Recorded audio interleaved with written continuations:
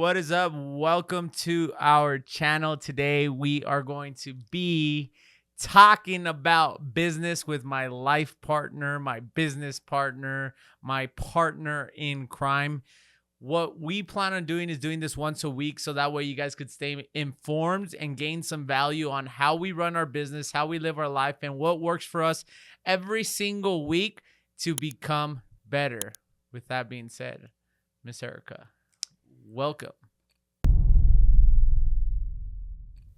Happy Friday, everyone. Thank you for joining us. We love getting on here and sharing things that have worked with it for us and things that have not. If we can avoid people some heartache and mistakes, then this is what we're here for. Yeah. Cool. So, first question, how's your week going? It's going amazing. It's been pretty busy, and so far I love to see how everyone is growing and developing within our company, and I love to see it. Perfect. I actually got the first question that I want to talk about, and then we'll go back and forth on questions, but I want to ask you questions that I think people could gain value from, and then you could ask me questions that you think people could gain value from. But let's talk about from when we first started to where we're at right now is identifying visionary and integrator roles. Tell me what you know about visionary and integrator and how somebody that is starting a business can really learn from that. So I know that both roles are super important when it comes to making a business come to life, right? The visionary is here to throw all these ideas and create a vision for your company, for your goals. And we want that visionary to do what they do best, right? Is paint the picture, paint the vision, and pretty much give it out to the team. And it is the integrator's duty to capture that and make it come to life. So, integrator, we took this test that was pretty helpful, and it just asked these questions about how you would go about certain scenarios. And I know that I'm an integrator. I guess I have a slight like I can adapt to being a visionary, but my what do you call it? Where I thrive is integrating. As you can tell, it's someone that is more like a little bit on the shy side. I would call myself that, not so much shy about sharing and stuff, but I rather do the work or the research to make it happen. That's big. That's big. That's big. And I think this is something big that somebody can gain as well too, is that if you're building a business, you want to identify whether you're a visionary or you're an integrator. And I think when you first start out, you want to start a business here and like, I'm going to do it all. I'm going to do it all. I'm going to do it all. And I'm going to go out there. I'm going to build this and I could see this and I want it to look like that. And I want to do this. And the reality of it is when you learn to separate a visionary and an integrator, you start thriving more, I feel. And it's, for example, myself, I'm super visionary. Like I'm complete visionary, and not that, no, I do. I don't like doing the integrator stuff. I don't like doing the integrator stuff. So I can do it. And since my personality is a maximizer and it's just like, I'm going to go and I'm going to figure it out. I'm going to make it happen. I feel that a lot of times that when you don't know what you are, it's so big. There is a test that you can take. Do you remember what the test was? Where it was Rocket Fuel. We highly recommend that book. Go read that book. It's definitely an amazing book that you could definitely learn from. And there's an assessment that you could take, and you and I took it. How did you feel when you got your results? Let's be honest. Because when I said you were an integrator, you said, no, I'm a little bit of both. Well, it was very close. It was like points away. But I think same thing, like if you are used to doing a lot of different functions, you can develop, like you said, a lot of times you do integrator stuff, which you don't enjoy, but you do it because you need to do it, right? Mm-hmm. So you start developing that part of you, but where you thrive is painting the vision, right? And I've had to be in the visionary role when I was a solopreneur.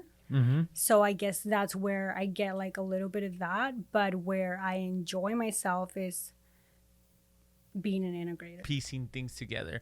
And I want to make this very, very clear for anybody that is watching us. And if this is your first time here, or you've been with us and you've seen our journey, this is a journey for us. We are on a mission. We are on a vision to building the greatest, the best business out there.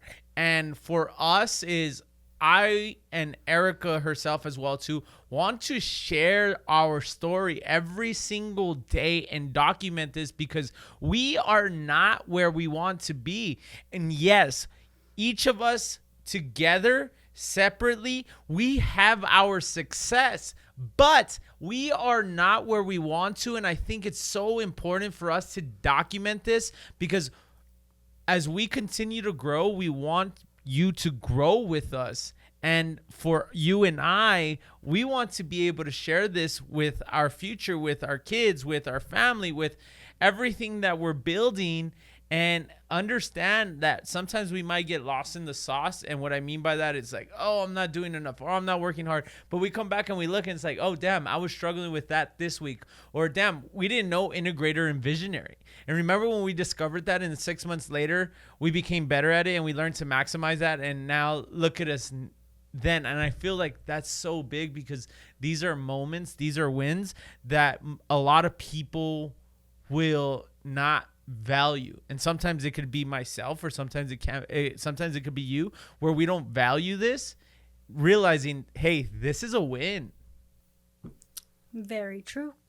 It's all with acceptance and awareness of what you truly are, that once you take full role responsibility of where you thrive, then you're going to be able to magnify that, right? Like anything else.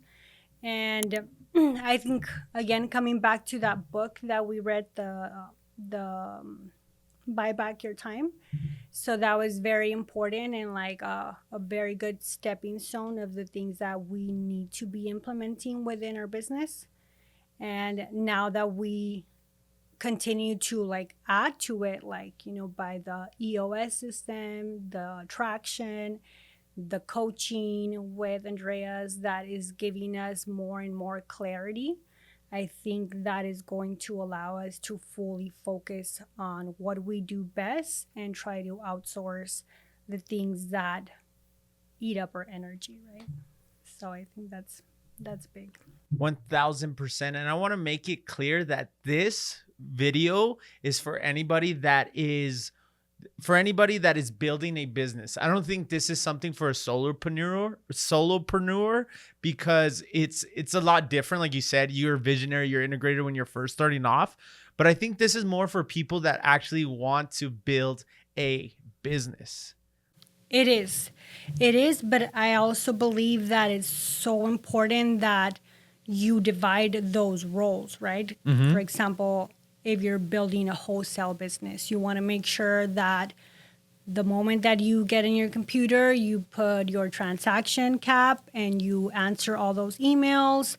You do the transaction part of the business, then you put on your acquisitions hat and you start making all your sales calls, all your follow-ups, all that stuff. Once you did that and you went over all your leads that you got from that day and your follow-ups, then you put your dispositions hat and now you start calling cash buyers. You start building that network. Why? Because once you do have the funds to hire people, you know specifically what each role requires and what process you want to. Well, and that's what I'm saying, for people that want to build a business, not just a hobby, not just a hobby. Because how many people do we come across that say, oh, I want to do this on the side, or I'm just doing this for fun, and they don't. Maybe somebody just wants to do deals. I don't think they would gain value from this because they're doing this as a side hustle. I think this is more for people that actually see themselves starting a business, building a company, putting a brand, and going out there and building something greater than themselves, because that's exactly what we're doing. We're building something that is greater than us. We have a purpose behind us, and it's not just for you and I. It's also for our family, for our kids, for our team, for the people around us, to create other kids. Our other kids, and Our team. Yes. So I just also think it's so crazy how you need to always have faith in what you really want. I remember I read Traction for the first time 3 years ago. And as I was reading it, I found all this value in that book. Like, wow, this is amazing. Like, it showed you how to run a company. And as I was reading it, I'm like, well, it's just me. I'm not a company, right? But I read it and I got what I could from it, and I took notes. And then like a year and a half later, I think I shared it with you because it was such a powerful book. And here I am now, like your coach advised us to read that book again. So to me, it just kind of gives me reassurance that if you have a goal and you stick to it and you have faith, no matter what people tell you, 'cause I had a lot of naysayers like, why are you reading this? Why are you in this like groups? Like, you don't have a business. I'm like, but I will one day. boom, baby. I want to say my 3 favorite books that somebody can use when starting or building a business. These 3 books have changed our entire life, have helped elevate our company, and have helped us build a clear vision. 1, 2, 3, go. Buy Back Your Time, Traction. Which one would be your third? It would be Traction. It would be Teamwork by Natalie Dawson. Teamwork. And Buy Back Your Time. With my assistant, Kanita. She's amazing. So let's talk about that. Let's talk about that first step. So yes, I think a lot of people, because I was one of those, right? I thought I had to be like at this huge bracket where now I can get an assistant and all this stuff. But if you read Buy Back Your Time, it's the complete opposite, right? Like he guides you through what are your money making activities and where do you thrive, right? So I knew I was good in acquisitions and I had to learn dispo and transactions. But if you think about it, there's a graph that he gives you and he makes you put money signs on all your activities that you do in a day and which ones create the most amount of money, right? So of course, with me, it's sales. With us, with our company, it's sales. So all those other activities that I do that are not producing me that much money and I'm still doing them, he tells you, congratulations, you have an assistant. It's you. You're the assistant. And it's so true. And once we develop that, track your time for 2 weeks, everything that you do from the moment that you wake up to the moment that you go to bed, and then divide it into, what gives you the most money, what gives you the least, what gives you the most energy, which is what we can get into after that. But all those activities that somebody else can do that you can outsource, then you should absolutely have someone else do it. And an assistant is step 1 instead of the 10th last step as everybody thinks about it, right? So let's talk about this, because I feel a lot of people will go read these books and take no action behind it. And I'm guilty for some of those steps. I'll be the first to say that there's times where and I don't want to say I'm guilty, like, oh, I never take the action, because I am a massive action taker. But there's some steps that we do miss, and that's why it's so important to go back and read it multiple times. But let's talk about the simple things. Like the simple thing in that book and what resonates with me that we implemented in our whole company is the calendar. by utilizing a calendar, and I know you and I have some altercations. Just kidding. No, that's not even the right word. Some, what would you say, where you threw in my face, well, is it on the calendar? It's like, whoa, like, I'm sorry, it's not on the calendar. Well, I didn't see it on the calendar. I didn't see it on your calendar. So where the heck are you? Come back.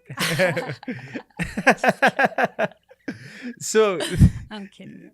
where are you at? It's not on your calendar. Dude, I'm in the restroom. Let me go to the restroom, bro. No, but it's so true, though, because you're the one that told me that. And you were talking about, I don't know if you got it from the book or the Bible or where it was that you were talking about that, but about white space in your calendar leaves you time. Is white space in your calendar is the devil. When you have white space in your calendar, what does that signify? So it's just time that we feel like we have extra, but we really don't. Because if we had extra time, then that means we would be in the Bahamas with a piña colada, right? And we are not doing that yet. So we should utilize every single space in our calendar. If my goal is to, I don't know, develop my acquisitions team or my dispo, and I have white spaces, then I should be using that time to train him, to find out better techniques to grow my business, not like go do something dumb like, oh, like let's go check out this bar because I have an hour in between meetings. Like, we shouldn't do that. We should be filled back to back to back. That's when all the bad thoughts come, like when you think you have time to do dumb things that we really don't. You will start to realize how much time you're wasting when you do this. When you go to your calendar and you start filling in everything you did in that moment, you will then start realizing, wow, it took me an hour to go and do this when this should have taken me 10 minutes, and realize, what the fuck did I do for 50 minutes? And I think even with the team, they are realizing that, okay, in this time, you're saying you did this, but that's only a 5-minute task. Why did it take you 2 hours to do that? Oh, it's because we got distracted. We started talking about this. We started talking about that. In your business, or even in your personal life. Let's talk about people that work 9 to 5, 8 to 5, whatever 9 to 5 is. They complain that they have no time. And I think you and I both experienced this when we were first starting out as solopreneurs, but we had to grind on the times we were out. We had to grind. And if somebody's just starting out, they need to take control of that white space in their calendar, even on the weekends. I know we're trying to get better on that, but I think when going back to starting a company, or maybe you already own a company, is take control of your calendar. Take control of your time. It's so, so big that I feel many people don't talk about that. And it's understanding, okay, what are we going to do now? What are we going to do this? And what are we going to do? Like time. And I even think it even comes down to as simple as knowing what you're going to eat. How many times do we struggle with, what are we going to eat? What are we going to eat? You pick. No, you pick. Oh, you pick. So that's of course a lack of commitment and goals. If your goal is to lose weight, to gain muscle, what do you need to do to gain muscle? Well, I need to eat more protein. So then if I have 4 meals, what do those 4 meals consist of? Am I going to eat, BS, or do I really want to gain muscle? And now chicken, salmon, eggs, like all that stuff that you want to do. It's just like simple little things like that. But I think what happens to most people, and I can say that from experience, with like family members, friends that have businesses, relatives that have businesses, and they feel it's silly. Like they feel that they don't own the fact that if you want to be something, you need to act like like it right now, like not when you have the $1 billion or the $1 million.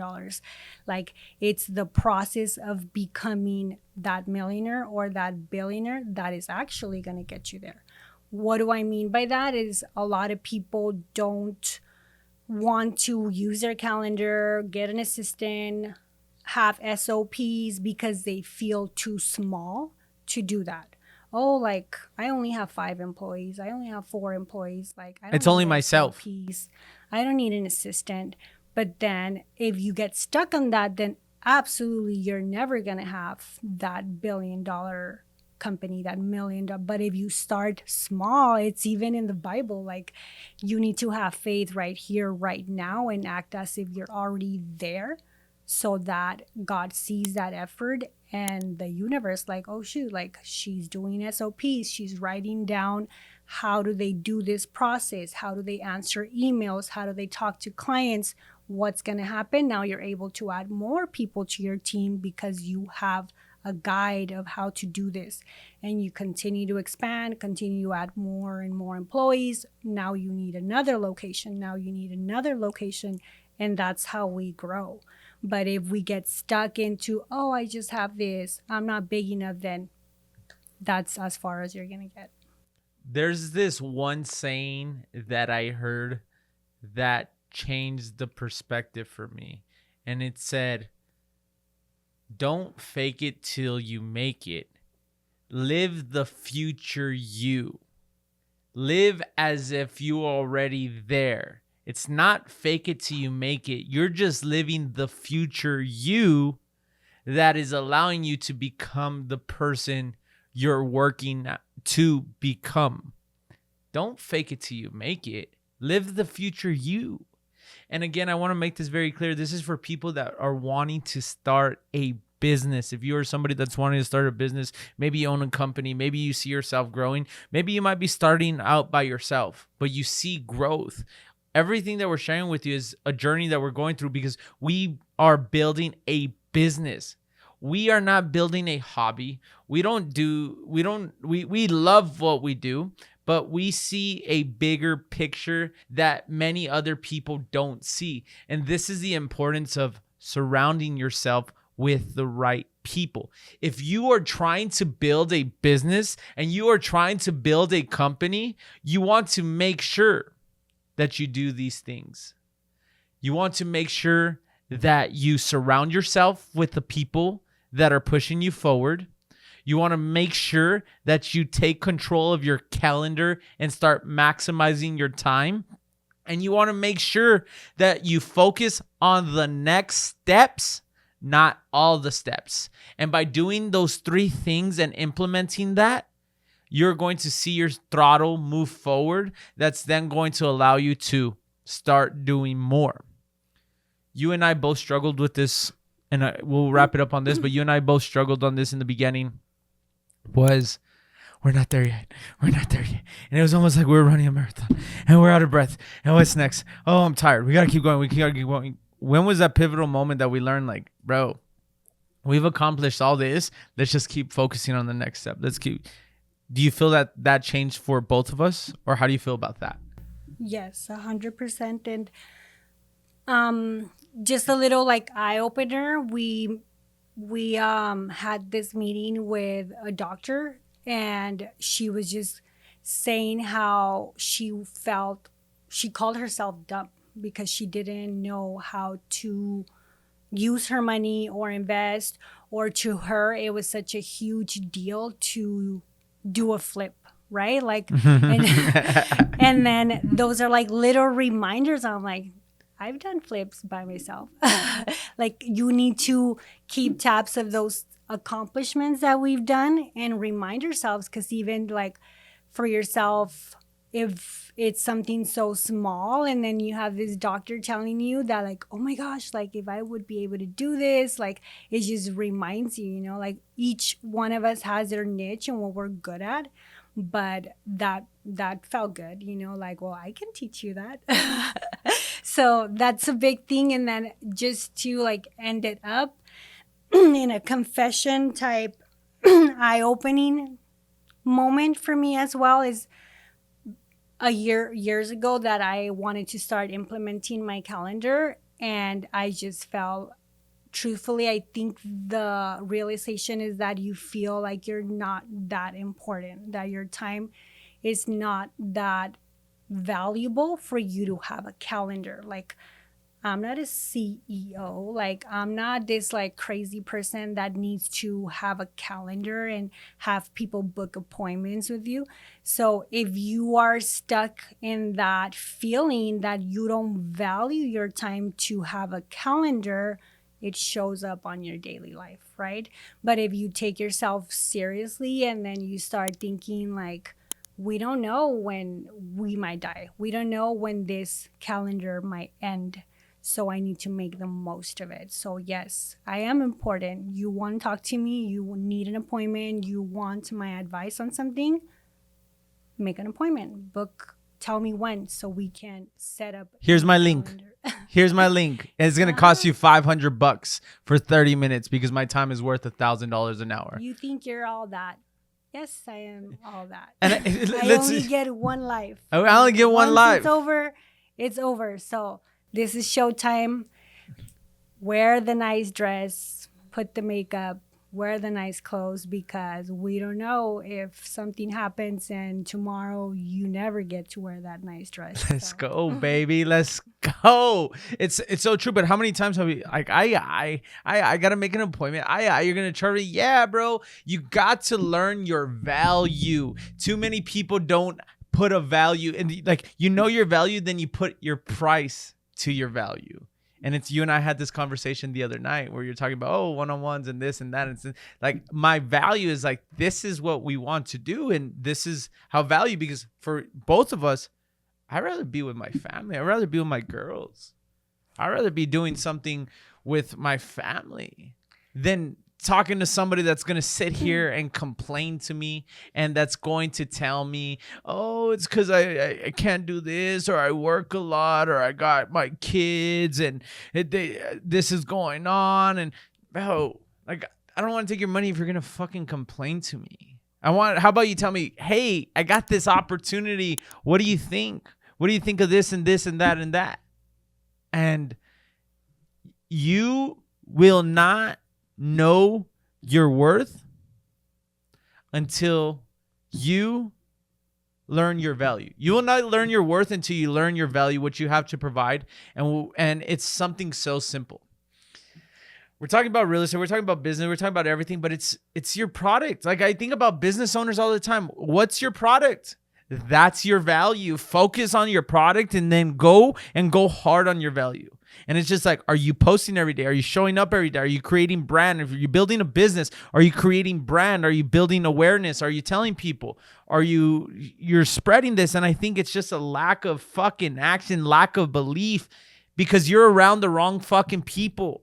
It's the people you surround yourself, and you and not both of us could relate to this, where before my time was, oh, I want to hang out with everybody. I want to please everybody, until I really took control of, you know what, this is who I am. Now these people value me. Now there's people that pay to talk to me, that have to hear what I say. And the reason why is because it's value. These are the people I want to surround myself with. But yeah, I'm going to go talk to somebody, a normal and average person, for them to complain to me and say, oh, well, you never have any time for me. Well, no, bro, because I'm building something great. Do you want to build something great? My girls deserve a life that we've always talked about. I only get one shot, one opportunity. Dun, dun, dun, dun, dun, dun, dun, dun. You got one shot, one opportunity to capture. That's the song that comes to mind. Mom Spaghetti. Mom Spaghetti. Awesome. Well, anything else that you want to share for people that want to go out there and build a business and like that could take away? Because I feel like all of it's value, and I hope it's value. And if you learned something from this, make sure you comment, like, subscribe, follow Erika on Instagram, DM her what an amazing person that she is. I promise you, she looks at your guys' messages and she writes them down on her journal. Right? Is that correct? And the little messages that you guys tell her help her out so much. And the reason why I say this is because sometimes, especially for a woman, I know it can be hard, it can be tough. And we always want to push. I mean, she's a mom, she's a wife, she's a business owner, she's a entrepreneur, she's a team leader. She's literally every day showing up, every day putting in these reps because she believes in something. She believes in me, greatest supporter, greatest decision I've ever done in my life. And I couldn't be more grateful for it.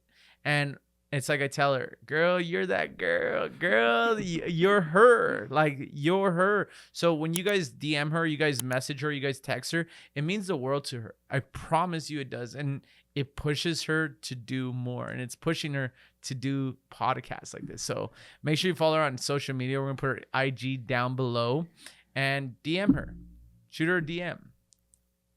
You're doing amazing. Thank you for joining us, guys. And let us know what the next Friday, if you have any questions or any topics for us to discuss. I would love to answer anything at all. And make sure that you like and subscribe to our channel. Let's grow, baby.